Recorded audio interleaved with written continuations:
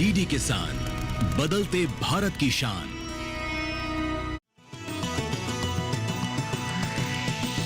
DD किसान, बदलते भारत की शान।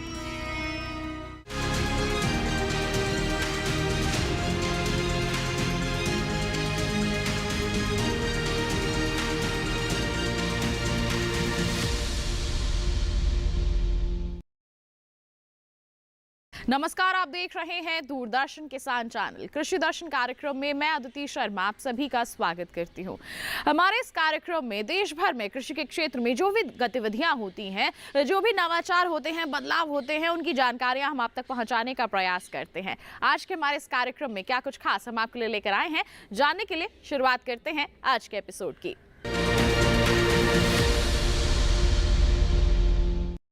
आइए किसान भाइयों बहनों, सबसे पहले नजर डालते हैं सम्मेलन से प्रगति की ओर पर।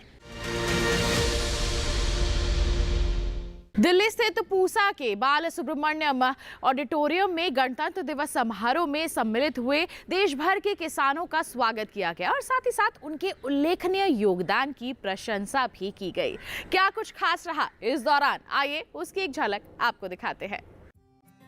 77वें गणतंत्र दिवस पर दिल्ली के कर्तव्य पथ पर आयोजित परेड में विशिष्ट अतिथि के रूप में शामिल देश के विभिन्न राज्यों से आए किसान भाई बहनों से केंद्रीय कृषि एवं किसान कल्याण और ग्रामीण विकास मंत्री शिवराज सिंह चौहान ने संवाद किया। इस अवसर पर केंद्रीय कृषि एवं किसान कल्याण राज्य मंत्री भागीरथ चौधरी और रामनाथ ठाकुर, कृषि एवं किसान कल्याण मंत्रालय के सचिव डॉक्टर देवेश चतुर्वेदी, ICAR के महानिदेशक डॉक्टर ML जाट सहित वरिष्ठ अधिकारी उपस्थित थे। कार्यक्रम में प्राकृतिक खेती के क्षेत्र में अनुकरणीय कार्य करने वाली हरियाणा की किसान अनीता कुमारी, मध्य प्रदेश के किसान राजेश पाल और बिहार के किसान गणेश कुमार गुप्ता ने किसानों की समस्याएं और सुझाव केंद्रीय मंत्री के समक्ष रखे तथा अपने अनुभव साझा किए। आज कर्तव्य पथ पर गणतंत्र दिवस मनाने देश भर के किसान भी पधारे हैं और किसान हमारे अतिथि हैं। कृषि भारतीय अर्थव्यवस्था की रीढ़ और किसान उसकी आत्मा। जीवनदाता, अन्नदाता, वो आज के गणतंत्र दिवस पे हमारे मेहमान हैं। उन्होंने गणतंत्र दिवस भी आनंद के साथ देखा और यहाँ कार्यक्रम में भी उत्साहपूर्वक भाग लिया। यहाँ उनको प्रशिक्षण खेती के बारे में भी जितना संभव है इतने समय में वो देने का प्रयत्न किया गया। मैं प्रधानमंत्री जी को धन्यवाद देता हूँ कि पहले ऐसे किसान कभी बुलाए नहीं जाते थे, लेकिन अब किसान हो या हमारी बहनें, वो सादर आमंत्रित की जाती है। और खेती के क्षेत्र में विशेषकर हमारे 4 किसानों को और कृषि वैज्ञानिकों को जो पद्म पुरस्कार मिले हैं, मैं उन सबको बधाई देता हूं और उसके लिए भी धन्यवाद देता हूं। मोदी जी के नेतृत्व में देश आगे बढ़ रहा है, खेती आगे बढ़ रही है और खेती के लिए काम करने वाले वो किसान और वैज्ञानिक हो, वो भी सम्मानित किए जा रहे हैं। इस अवसर पर केंद्रीय कृषि राज्य मंत्री रामनाथ ठाकुर ने कहा, कोई पदाधिकारी और कोई मैं स्वयं बखान नहीं किया कि किसान को क्या सुविधा दी जा रही है और दिए जाने वाले हैं। किसान ने खुद अपनी बातों को रखा। आप इससे पता लगा सकते हैं कि श्री नरेंद्र मोदी जी और श्री शिवराज सिंह चौहान जी के नेतृत्व में जो काम हो रहे हैं कृषि विभाग में, इसका आकलन आप खुद लगा सकते हैं कि 2 वर्षों में हम लोगों ने कौन कौन सी काम करने का काम किया है। सबसे बड़ी बात है कि किसान के हित में फसल योजना का हमने जो काम किया है कि किसान को कोई तकलीफ नहीं हो, कोई दिक्कत नहीं हो, कोई दर्द न हो, इसके लिए भारत सरकार ने जिम्मेदारी ली है कि किसान को हम कोई तकलीफ देने वाले नहीं हैं। इसीलिए किसान में जो उन्नति और प्रगति हो रही है किसान भाइयों का और फसल का, इसका अंदाज़ा आप लगा सकते हैं। तो मैं विशेष बात न कहकर एक बात आपसे निवेदन करना चाहता हूं कि आइए आप जिस धैर्य के साथ, जिस साहस के साथ, जिस उम्मीद के साथ कृषि विभाग में किसान भाई अपने खेतों में काम कर रहे हैं, अपनी प्रगति के लिए, उन्नति के लिए, विकास के लिए, उसे और हिम्मत के साथ आप आगे बढ़िए। वहीं केंद्रीय कृषि राज्य मंत्री भागीरथ चौधरी ने कहा, हमारा किसान मंत्री जी भगवान तो नहीं है, पर मैं मानता हूं कि भगवान के बराबर है। 140 करोड़ जनता का पेट भरता है और उसके लिए आप इतनी चिंता कर रहे हो। हमारे देश के प्रधानमंत्री नरेंद्र भाई मोदी जी, जब से उन्होंने 2014 से उन्होंने एक प्रधान सेवक के रूप में काम संभाला है, सबसे पहले उन्होंने गांव, गरीब, किसान, मजदूर को आगे रखकर काम किया। गरीब को गणेश मानकर सबका साथ, सबका विकास, सबके विश्वास की भावना से काम किया है। और आज 1.5-2 साल जब से कृषि मंत्रालय गए शिवराज सिंह चौहान साहब ने काम संभाला है, मैं कह रहा हूँ रात और दिन इस अन्नदाता के घर में खुशहाली कैसे आए, उसके घर में समृद्धि कैसे आए, उसके लिए काम कर रहे हैं। आज चाहे किसान सम्मान निधि देने की बात नहीं हो, MSP की बात करें, जब से कृषि मंत्री जी बने और प्रधानमंत्री जी के तीसरे कार्यकाल में, चाहे खरीफ की फसल हो, चाहे रबी की फसल हो, हर फसल के पहले उसकी MSP बढ़ाई जा रही है। यह हम सब के लिए एक गौरव की बात है। आइए अब नजर डालते हैं सेगमेंट विज्ञान और किसान पर।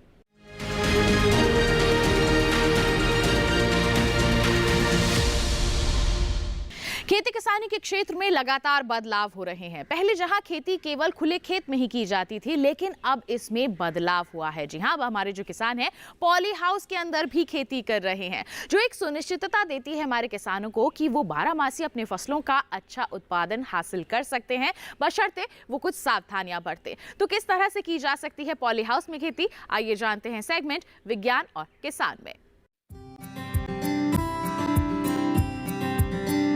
एक संरक्षित व फ्रेम युक्त संरचना होती है जो कि कम सघनता वाले पॉलीथीन, पारदर्शी प्लास्टिक फिल्म और कीट रोधी नेट से ढके होते हैं। इसके अंदर फसलों को नियंत्रित वातावरण में उगाया जा सकता है। गर्मी के मौसम में पॉली हाउस को ठंडा करने के लिए दोनों तरफ से पर्दे को उठा दिया जाता है और फॉगर व ड्रिप सिंचाई का इस्तेमाल कर मौसम के अनुकूल बनाया जाता है, जबकि ठंड के दिनों में पर्दों को गिरा दिया जाता है, जिससे पॉली हाउस के अंदर तापमान बढ़ जाता है।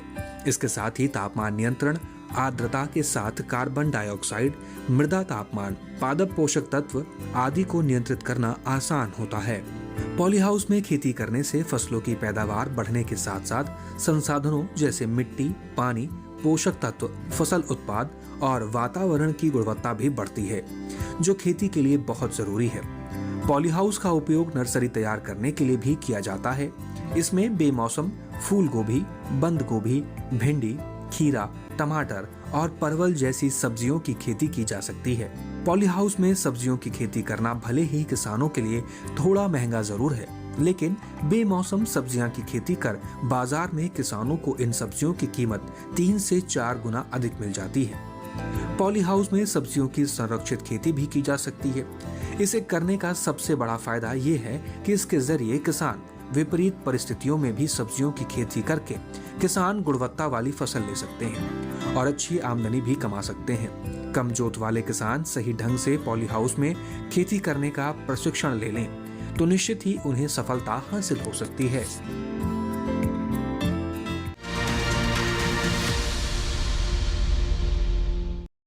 फिलहाल वक्त हो चला है एक छोटे से ब्रेक का। आप कहीं मत जाइए, हम जल्द ही हाजिर होंगे। बने रहिए दूरदर्शन के साथ पर देखते रहिए कार्यक्रम कृषि दर्शन।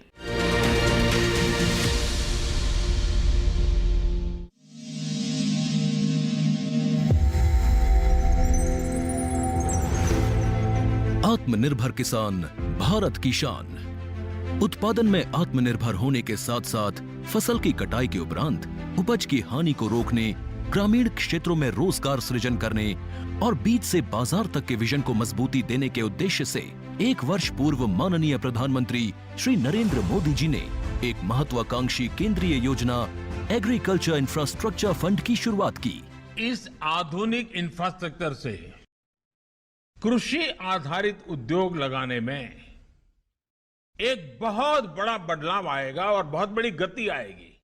साथियों, अब हम उस स्थिति की तरफ बढ़ रहे हैं जहां गांव के कृषि उद्योगों से फूड आधारित उत्पाद शहर जाएंगे और यही तो आत्मनिर्भर भारत अभियान का संकल्प है। एग्रीकल्चर इंफ्रास्ट्रक्चर फंड से पात्र लाभार्थी गोदामों का निर्माण कर सकते हैं, छटाई या ग्रेडिंग इकाई, पैकिंग हाउस, सप्लाई चेन और कोल्ड चेन जैसी सुविधाएं या फिर प्राथमिक कृषि प्रसंस्करण केंद्र की स्थापना कर सकते हैं। इस योजना के तहत पात्र लाभार्थियों को 2 करोड़ रुपए तक के ऋण पर अधिकतम 7 वर्ष के लिए ब्याज में 3% तक की छूट दी जा रही है।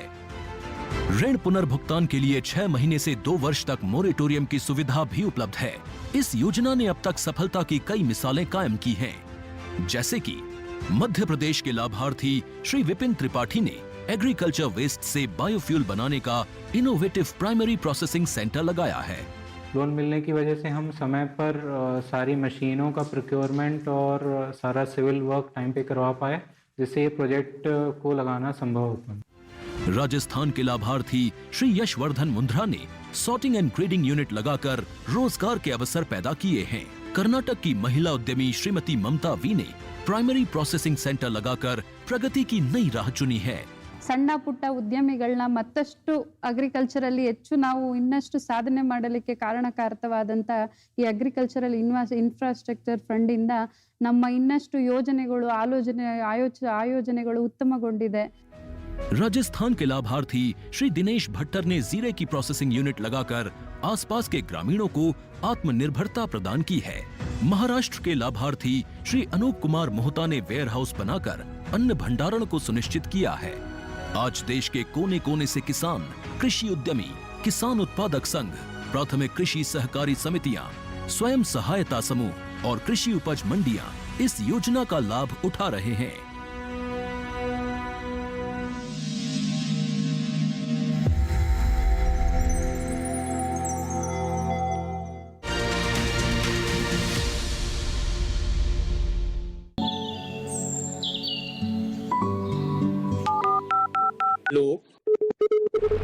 कार्यक्रम के पहले कॉलर जुड़ गए हैं।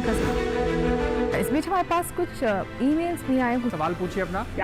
में जो मकान पैदा करेंगे इनमें कौन सी सावधानी बरतनी है? गर्म इलाकों के लिए आप HRM 99 इनसे आप कुछ फल ले सकते हैं। जैस्मीन के पेड़ पे जैस्मीन फल उसको पूरी खुली धूप चाहिए। फसल में कीट लगा हो या कोई बीमारी, पशुपालन में हो कोई दिक्कत या चाहिए कोई जानकारी, फोन उठाइए, नंबर मिलाइए और कहें हेलो किसान। सोमवार, बुधवार और शुक्रवार शाम 6 से 7 बजे सिर्फ डीडी किसान पर। ब्रेक के बाद दूरदर्शन किसान चैनल के कार्यक्रम कृषि दर्शन में आप सभी का फिर से स्वागत है। आइए कार्यक्रम को आगे बढ़ाएं, नजर डालें हमारे सेगमेंट कृषि स्टार्टअप पर।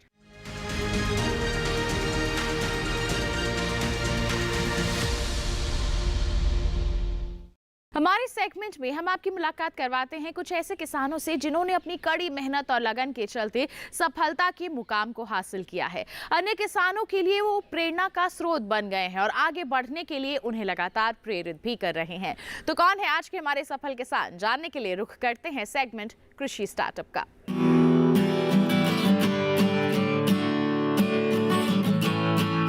नई नई तकनीक ने खेतीबाड़ी को उन्नत बनाने में महत्वपूर्ण भूमिका निभाई है। जब से सेबों की ग्रेडिंग और पैकिंग की मशीनें आई हैं, तब से न सिर्फ किसानों का काम आसान हुआ है, बल्कि उसमें बेहतरी भी आई है। ये ऐसी मशीनें हैं जो फलों के ऊपर जमी धूल मिट्टी को भी हटाती हैं और उन्हें आकार के हिसाब से अलग अलग छांटती भी हैं। इसके अलावा लकड़ी की जगह गत्ते की जो पेटियां इस्तेमाल हो रही हैं, वो सस्ती भी हैं और फलों की सुरक्षा के हिसाब से बेहतर भी। हिमाचल प्रदेश सेब की बागवानी के लिए जाना जाता है। कुछ साल पहले तक ये सब इतना आसान नहीं था। तब किसानों को अपने खेतों पर ही टेंट लगाकर हाथ से ग्रेडिंग करनी होती थी। हिमाचल में सेब की फसल बरसात के मौसम में आती थी तो कई बार सेब गीला हो जाता था और गीले सेब की पैकिंग नहीं हो पाती थी। अब जो पैकिंग सेंटर है वहाँ फलों को सुखाने के लिए ड्रायर भी लगे हुए हैं। साथ ही मशीनें धूल मिट्टी को भी साफ कर देती हैं, जिससे फल में एक चमक सी आ जाती है। इसके अलावा मजदूरों का भी काम आसान हो गया है। मशीन आने से पहले काम धीमा होता था और सेब को बाजार तक पहुंचने में ज़्यादा समय लग जाता था। इससे बहुत से फल खराब भी हो जाते थे, पर अब ऐसा नहीं है। हिमाचल से दिल्ली की मंडी तक फल सिर्फ 2 दिन में पहुंच जाते हैं। कार्यक्रम में फिलहाल रुक रहे हैं एक और छोटे से ब्रेक के लिए। आप कहीं मत जाइए, हम जल्द ही हाजिर होंगे। बने रहिए दूरदर्शन किसान पर, देखते रहिए कार्यक्रम कृषि दर्शन।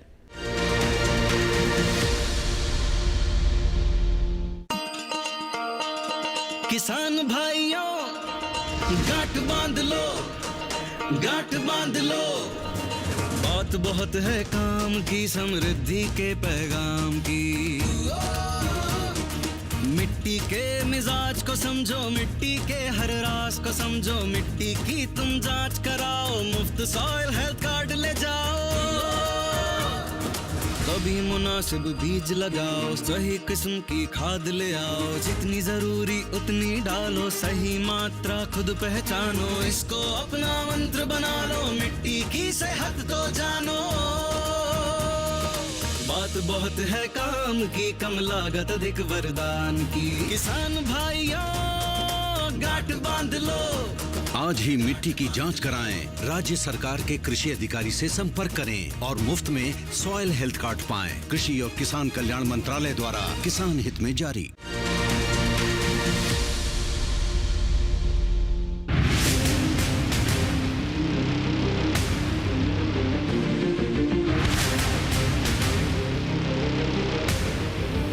जब तपती है धरती, सूरज उगलता है आग, ठंड में जब सर्दी जमा देती सबके हाल, सब छुप जाते अपने अपने घरों में, तब बाहर निकलता सिर्फ एक इंसान, भरने के लिए हम सबका पेट, खून को पसीने की तरह देता बहा, थक जाता, झुलस जाता, हो जाता बीमार, तब उसकी सेहत का ध्यान रखता सिर्फ डीडी किसान।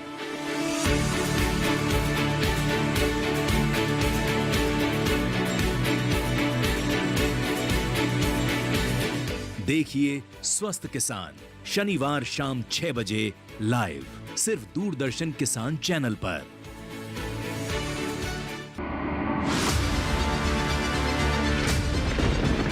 बारिश हो या हो तूफान, ओलावृष्टि या तापमान, या हो पर्यटक स्थलों का पूर्वानुमान, पाला हो या कोहरा हो, या हो वायु की गुणवत्ता, सबकी सटीक जानकारी, सबका सटीक विश्लेषण। देखिए हमारे साथ मौसम खबर में। मौसम खबर, देश के मौसम का सबसे तेज और सटीक विश्लेषण, रोजाना शाम 7:30 बजे डीडी किसान पर। नमस्कार किसान भाइयों और बहनों, मैं हूं आपका एआई एंकर कृष।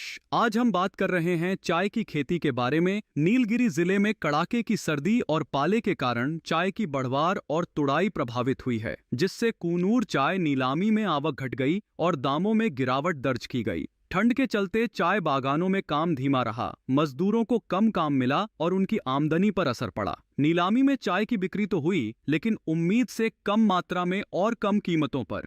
मौसम सुधरने पर ही चाय उत्पादन और बाजार में फिर से तेजी आने की संभावना है। इसी तरह कृषि और किसानों से जुड़ी हर महत्वपूर्ण जानकारी के लिए हमारे साथ जुड़े रहिए और देखते रहिए डीडी किसान। धन्यवाद। ब्रेक के बाद दूरदर्शन किसान चैनल के कार्यक्रम कृषि दर्शन में आप सभी का फिर से स्वागत है। आइए कार्यक्रम को आगे बढ़ाएं, नजर डालें हमारे सेगमेंट फार्मिंग इंडिया पर।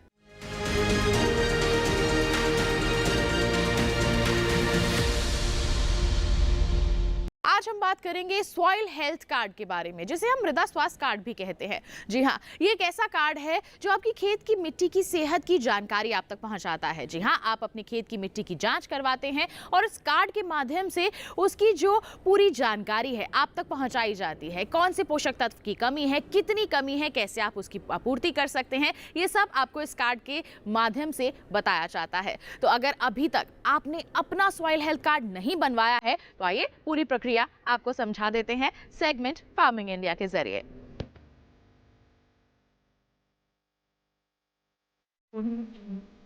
मिट्टी की कमजोर सेहत का असर फसलों की पैदावार और गुणवत्ता दोनों पर पड़ रहा है। साथ ही फसल लागत भी बढ़ती जा रही है। इसी समस्या के समाधान के लिए केंद्र सरकार ने 2015 में सॉइल हेल्थ कार्ड यानी मृदा स्वास्थ्य कार्ड योजना शुरू की थी। ये वही साल था जिसे अंतर्राष्ट्रीय मृदा वर्ष के रूप में मनाया गया। एक ऐसी योजना जो खेत की मिट्टी में कमजोरियों का भी पता लगाती है और बताती है कि मिट्टी में कौन से पोषक तत्व की कमी हो रही है। ज्यादा फसलें, उर्वरकों और कीटनाशकों का अंधाधुंध और असंतुलित इस्तेमाल मिट्टी की उपजाऊ शक्ति को लगातार कमजोर कर रहा है। जानकारी की कमी से किसान खेतों में रासायनिक उर्वरकों का इस्तेमाल कर रहे हैं, भले ही उस उर्वरक की जरूरत हो या ना हो। किस खेत की मिट्टी को कौन सा तत्व चाहिए और कौन सा नहीं, ये सब जानने के लिए उसकी जांच जरूरी है। मृदा स्वास्थ्य कार्ड यही काम करता है। ये योजना पूरे देश में लागू है और मिट्टी की जांच के लिए देश भर में ही मिट्टी जांच की प्रयोगशालाएं स्थापित की गई हैं। जांच के बाद मिट्टी के गुण दोष की सूची तैयार होती है और फिर किसान को ये बताया जाता है कि उन्हें खेत में कौन सा पोषक तत्व कितनी मात्रा में डालना चाहिए। परीक्षण से ये भी पता चल जाता है कि किसान को कौन सी फसल बोनी चाहिए। अगर किसान कोई और फसल बोना चाहे तो अधिकारी फिर उस फसल के हिसाब से पोषण का सुझाव देंगे। ये योजना सभी 14 करोड़ किसानों के लिए बिल्कुल मुफ्त है। फरवरी तक के आंकड़े से पता चलता है कि 2019-20 के दौरान मध्य प्रदेश, छत्तीसगढ़, गुजरात, महाराष्ट्र, पंजाब, राजस्थान, हिमाचल प्रदेश और झारखंड के अलावा कई और राज्यों में 100 के 100% किसानों को ये योजना के तहत कवर कर लिया गया है। केरल में 90 से 95%, जबकि उत्तर प्रदेश और हरियाणा में 85 से 90% किसान इस योजना का हिस्सा हैं। अध्ययनों से पता चला है कि इस कार्ड की सलाह पर की गई खेत से लागत में 8 से 10% की बचत हुई है। इस कार्ड का एक पोर्टल बना हुआ है, किसान वहां से भी अपना कार्ड प्रिंट करवा सकते हैं। इस पोर्टल पर 21 भाषाओं में खेती के बारे में बहुत सी जानकारियां उपलब्ध हैं। किसानों के लाभ के लिए प्रशिक्षण, प्रदर्शनी और किसान मेलों का भी आयोजन किया जाता है। 2019-20 के दौरान आदर्श ग्राम विकास के नाम से एक परियोजना शुरू की गई है, जिसके तहत खेतों से मिट्टी के नमूने उठाए गए। परियोजना के तहत हर ब्लॉक से एक गांव लिया जाता है और वहां मिट्टी के नमूने जमा करके उनकी जांच होती है। इस तरह हर गांव में 1 हेक्टेयर रकबे की जमीन से नमूने लिए जाते हैं।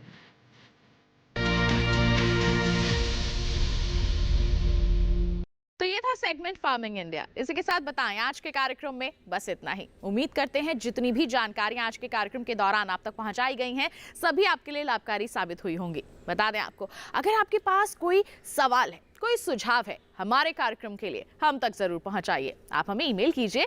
ईमेल आईडी है krishidarshandddk@gmail.com। आप हमें पत्र भी लिख सकते हैं।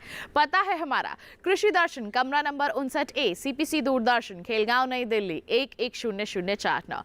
और आपके लिए विशेष जानकारी और है, दोबारा देखना चाहते हैं आप हमारा ये कार्यक्रम तो टीवी स्क्रीन पर दिखाए जा रहे इस QR कोड को स्कैन कीजिए, सीधा पहुंच जाएंगे हमारे YouTube चैनल पर और तमाम जानकारियां आप पुनः हासिल कर पाएंगे। तो किसान भाइयों बहनों, इसी वादे के साथ अगले अंक में हम फिर होंगे हाजिर कुछ नई और महत्वपूर्ण जानकारियां लेकर। तब तक के लिए हमें दीजिए इजाजत, लेकिन आप बने रहिए दूरदर्शन किसान पर। नमस्कार।